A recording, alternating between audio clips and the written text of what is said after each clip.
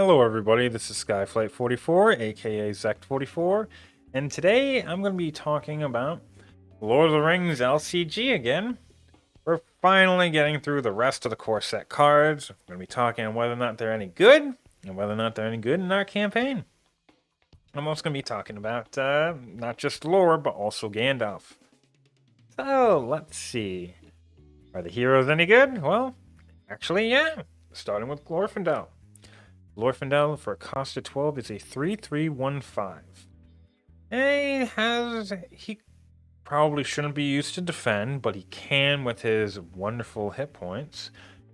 But the big thing is he has high attack and he has really high willpower. The second best hero for willpower in the entire core set. And therefore, again, except for there's only a couple of ways of getting into high willpower. Glorfindel is the only one outside of Gandalf and Eowyn. And even for twos, the only twos that are in the game are at this point in time Aragorn, Glowin, Gimli, Berovor. And then for allies, it's purely just Nobody in Tactics, Faramir, Brock Ironfist,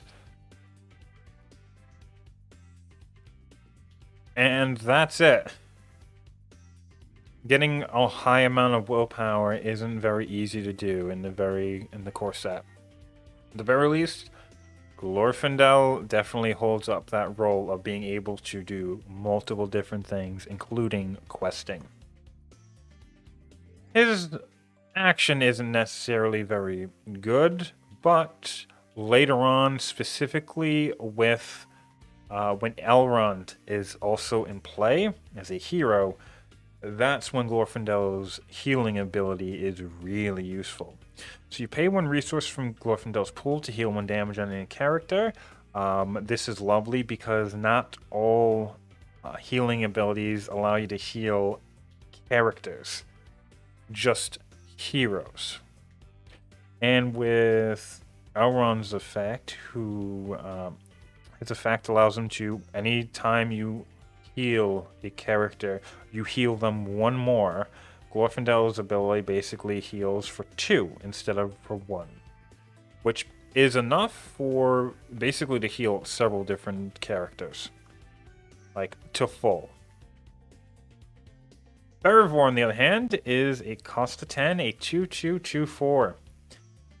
She's fantastic, mainly because she can do whatever she needs to, and also she can exhaust to choose a player. That player draws 2 cards, limit once per round. Just having that extra card advantage is fantastic. And the big things about heroes is you have these effects at all times from the very beginning. And that's why you can get into healing with lore, but Glorfindel makes it so that you always have the ability to heal. Berovor has the ability to give you the chance to draw 2 cards at any turn. You don't have to get into a card that lets you do that. Eleanor allows you to go and deal with treachery cards without having to have a test of will in hand. These are why they're useful. You don't have these abilities at every single moment in time. Having a hero that has them is very useful. But even then, Berovor is just a solid and statted hero at a 2-2-2-4. Denethor, on the other hand, is one of those heroes that is so... He can only really do 2 things, and one of those is defending. At cost of 8, a 1-1-3-3 is very useful. 3 defense is very high. Not the highest. There's going to be better defenders later on, but even then, not all defenders are lore, and a lore defender has the opportunity of a burning brand that not all heroes have. Therefore, Denethor is a prime defender going forward. He also has the Gondor trait, which allows him to gain more defense, also for Gondor. And his action is actually useful. So if he doesn't have to defend, you can exhaust him to look at the top card of your encounter deck. You may move that card to the bottom of the deck if you don't like it. Having that information, more so in a solo game, can be very useful. If you know you're going to go and have to deal with, let's say, a really powerful enemy, then it's probably wise not to send Gimli to the quest. Again, information is power. So the heroes for lore are either universally loved, like Berivor, well-liked, like Denethor, or more of a mixed bag, like Glorfindel. I'm a very big fan of Glorfindel, as he's one of my favorite characters in the, the lore of the Lord of the Rings. And so that stat line also is just good for me anyway. But let's go and talk about the allies, in which there are 5 different allies for lore at the beginning. Erebor Hammersmith, I've talked about this card several times before. For a cost of 2, it's a 1/1/1/3. It is a dwarf, and its response of, after you play it, Erebor Hammersmith, return the topmost attachment in any player's discard pile to his hand. It's fantastic. The stat line alone is useful. The trait of dwarf puts it over the edge to just unbelievable. And its response it doesn't need it, but it's also fairly useful. Why is it good? Because at this point in time, that means you can get rid of a Protector of Lorien, a Dark Knowledge, whatever you need in order to power up Eowyn, and then just play Erebor Hammersmith and get it back. Not to mention there are other stuff that comes on later, like Cram, pretty sure like Cram, Athelis, Lembas Spread, these attachments that get played to a hero, and then you get rid of them to do something, and then you can just get them back with Erebor Hammersmith. So, nothing really. Out of allies, Erebor Hammersmith is just too useful a card. And probably one of my top 10 favorites.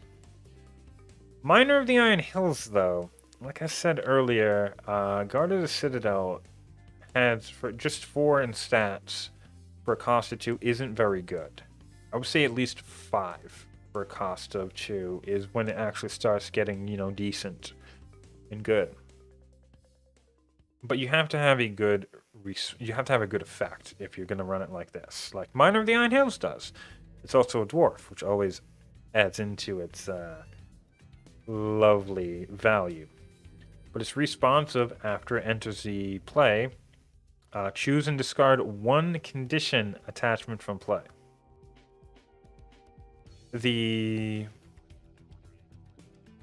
Just note that certain cards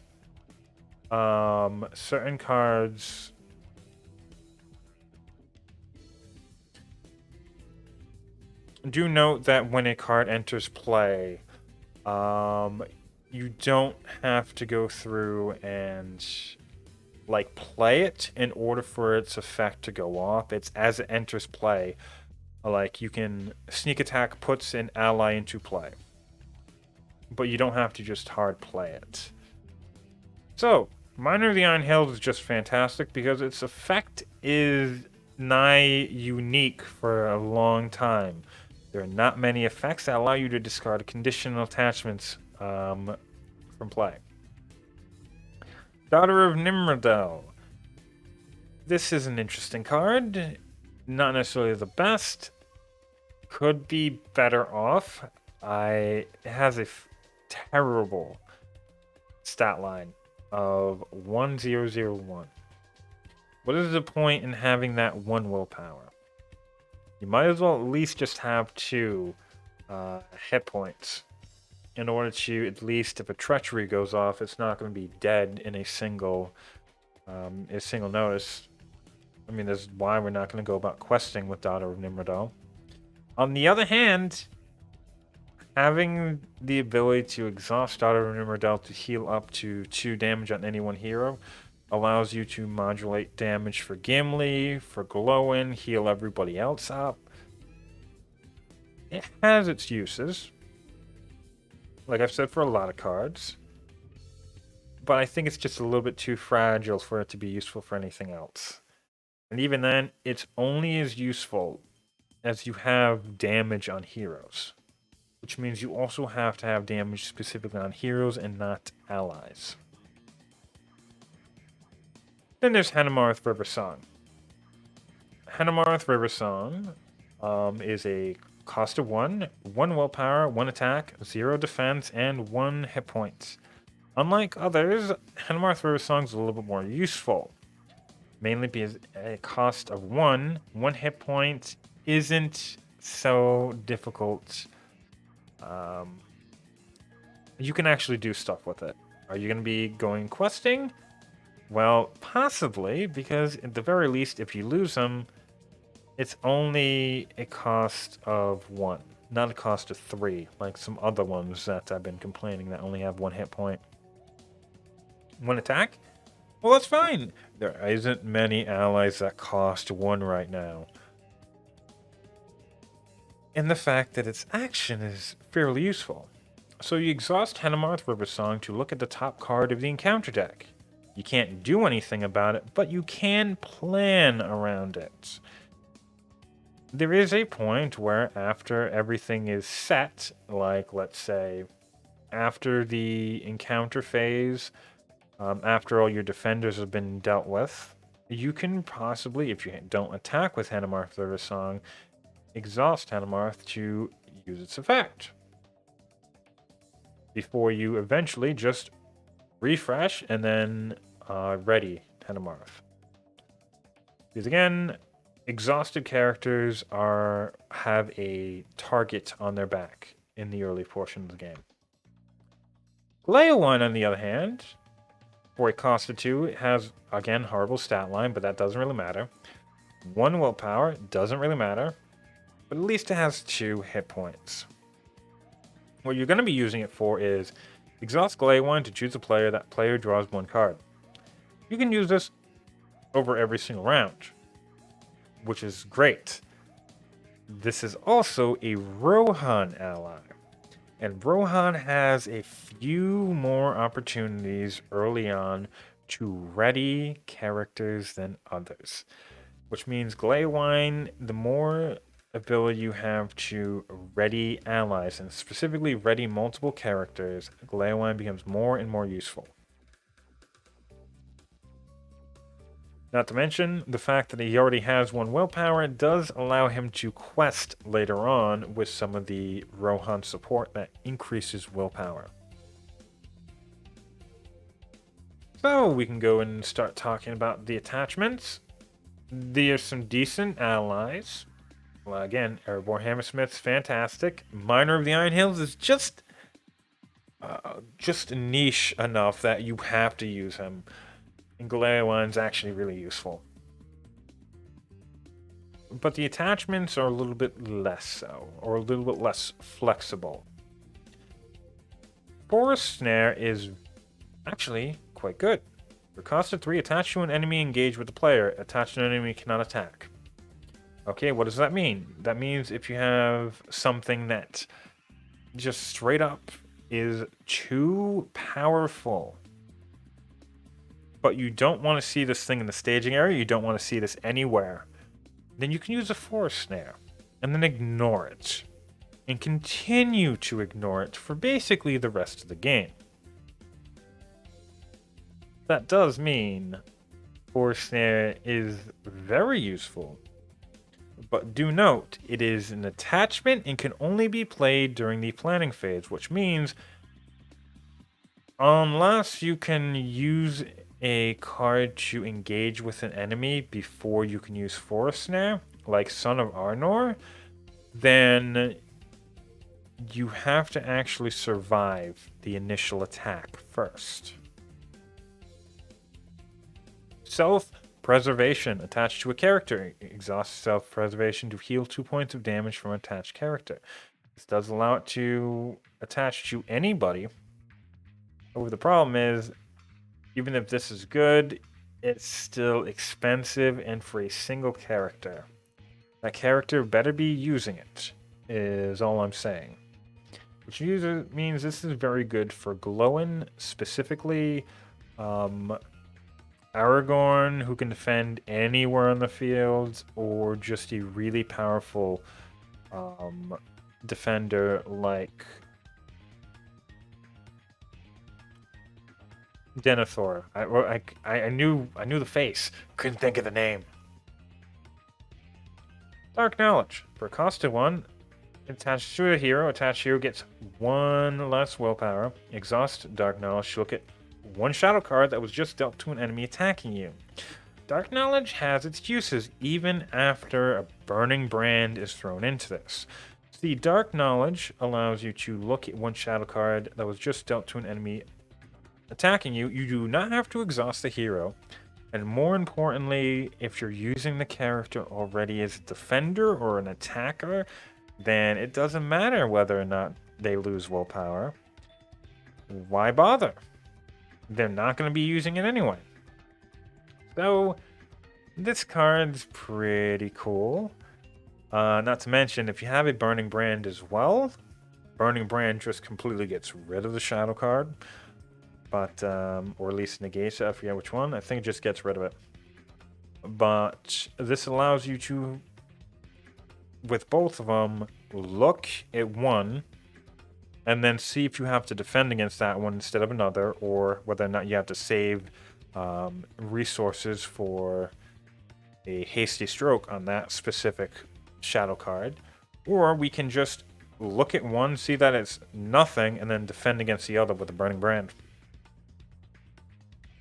Protector of Lorien, though, is the one wonderful... This is the 100% the one wonderful attachment that lore has right now. It attaches to a hero. It is not restricted, therefore you can throw this on with other attachments. Discard a card from your hand to give attached hero +1 defense or +1 willpower until the end of the phase. Limit 3 times per phase. This means you can attach this to Aragorn, have him gain a bunch of willpower. Attach it to Aragorn and have him gain a bunch of defense. You're just limited by how many cards you have in hand. That is the only problem with the card. Otherwise, again, you can't get defense very often. Therefore, that defense increase is like legitimately good and will not be beaten for a long while. Going with the events, again, allies are decent. Attachments, though some are expensive, have their uses. Let's go to the events, in which, starting off with Radagast Cunning, has, for cost of 1 quest action, choose an enemy in the staging area until the end of the phase. That enemy does not contribute its threat. That's pretty good. Not gonna lie. Though enemies are easier to deal with than, let's say, locations. You can get location locked. If you can't deal with locations, then locations can pile up in the staging area. Locations will always deal a bunch of threat. And also, locations are more likely to have more threats than enemies. With that being said, early on, Radagast Cunning is just not nearly as good as Secret Paths, but having it in your hand does make it easier to quest. On the other hand, Secret Paths is one of my top favorite cards in the core set. Having the ability to blank out a location so it does not contribute its threat that phase. There are certain locations early on that will go about dealing 4, 5 threat, 8 threat, even 16, but I think the ones that deal with like 16 or something like that. No, I think it was like 2 8s. So like immediately 16. But I think those 2 8s cannot be dealt with by, or can maybe not be affected by this. I forget, but either or, secret paths can still swing the amount of threat in. Secret paths can be the difference between failing miserably at questing and questing successfully by quite a bit. That is the use of secret paths. And again, you can get location locked. Enemies being stuck in the staging area isn't as often as locations. Lore of Imladris. Choose a character, heal all damage from that character. This isn't nearly as useful when it comes to like self-preservation. Can do this over and over, or Daughter of Nimrodel can also heal quite frequently. The things that limit Lore of Imladris is that heal all damage from that character. It's useful because it can choose a character, but if the character doesn't only has like 2 or 3 damage on it because it isn't a high HP character, then the others can heal completely and multiple times without ever needing this card. It's just when you have something like a Citadel plate on Gimli or a Citadel plate on Glowin, where Lore of Imladris can heal 8 damage on Glowin, and then, well, 7 damage on Glowin. You're going to need a second Citadel plate in order for Glowin to be able to take 8 damage, but you can heal all of that, and then you can gain like another 7 resources just for 2. Good economy there. Lorian's Wealth. For cost of 3, choose a player. That player draws 3 cards. This can be useful. This, I'm not going to say is my favorite, but it is a way of drawing cards, and sometimes you just have lingering resources, and turning that into cards for somebody to pitch off of Protector of Lorien for Eowyn can be just as good, if not better, than just making somebody draw 3 cards so that they can go through and find that one card you need. Beorn's Hospitality. Choose a player, heal all damage on each hero controlled by that player. This isn't very good. If this was for each character, then I would really like Beorn's Hospitality. But this means that you have to have multiple heroes with damage. And even then, normally you tend to have, unless you're taking too much damage and you're placing them on multiple heroes, you tend not to have, like, Legolas generally tends not to have damage on him because Gimli's the one that would be defending. Or if Denethor is with him, Denethor is the one that's going to be defending. So that just means 2 heroes can get healed. And that's where the limiting factor for this one is. It still can be useful, though. Outside of Gandalf's Search. Gandalf's Search is for cost of X. Look at the top X cards of any player's deck. Add one of those cards to his owner's hand. Return the rest to the top of the deck in any order. If this was, look at the top 2 X cards of any player's deck and add one of those cards to the owner's hand, the rest are returned to the top of the deck in any order, that would be fantastic. That would actually be worth something. Otherwise, Gandalf's Search is a 1-for-1, and that's it. Because if you attempt to go and waste 3 resources to gain 1 card, you might as well just use Lorian's Wealth to draw 3 cards. It's not worth. It really is not worth it. If you're running a 1-for-1, on a lot of other draw cards, then you might as well just draw 1 for 1 and not 1 for 6 or 1 for 3. Gandalf Search is one of the worst cards in the core set, in my opinion. And it is one of those ones where if I take deck damage, I'm probably going to be throwing out Gandalf Search. On the other hand, there's a bonus because we haven't really talked about him. Gandalf. Gandalf's probably one of the best cards in the... One of the best cards, hands down. Again, I still prefer Secret Paths. I still prefer having Sneak Attack. And to be honest, Gandalf is half the reason why Sneak Attack is as useful. Steward of Gondor, I prefer. I still prefer Test of Will. But Gandalf is easily top 10. And that's because using Gandalf is like swinging the game into your favor. He's a 4/4/4/4 for cost of 5. At the end of the round, discard Gandalf from play. After Gandalf enters play, choose 1. Draw 3 cards. Deal 4 damage to 1 enemy in play or reduce your threat by 5.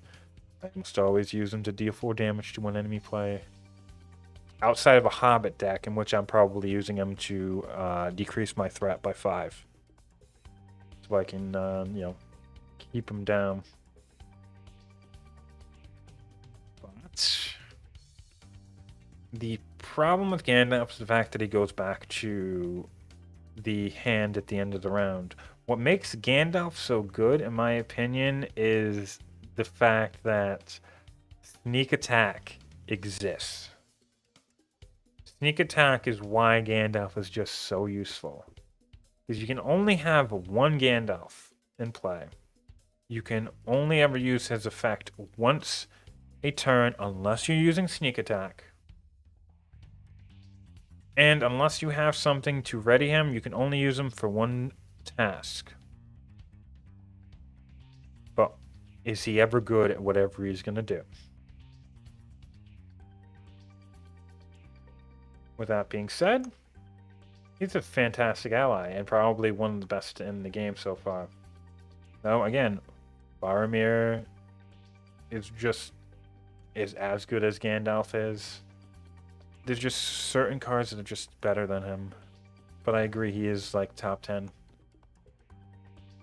With that being said, lore isn't so bad. Actually, if I'm going a monosphere deck, even from the very beginning, I'm probably going lore because lore can do whenever it needs to. It has a good attacker in Glorfindel. It has a good also Beravor. It can go through and has a good defender in Denethor. It can go through and deal with questing fairly easy with Beravor and Glorfindel. It can draw you cards with Gleowine. It can heal. It has Erebor Hammersmith in it. It just has a lot of allies to begin with. Not to mention, it can more easily deal with the situation at hand than any of the other spheres. I think tactics and spirit are more necessary. Lore is the only thing I think can be self-sufficient. The only real problem with lore is the fact that lore is kind of expensive.